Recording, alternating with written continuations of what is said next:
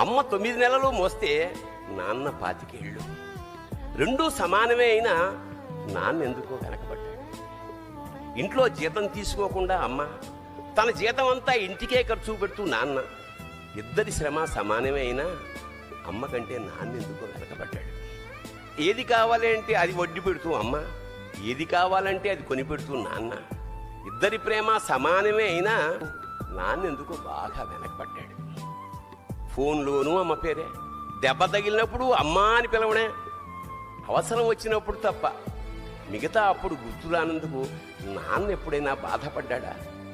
అమ్మకి అన్నో కొన్నో బంగారు నగలు, నాన్నకి బంగారం అంచున్న పట్టు పంచి ఒకటి. నాన్న ఇలా వెనకబడిపోవడానికి కారణం ఆయన మా అందరికీ వెన్నెముక కావడమే. వెన్నెముక వెనక ఉండబట్టే కదా దన్నుగా నిలబడగలుగుతున్నాం. ఇదేనేమో నాన్న వెనకబడిపోవడానికి కారణం.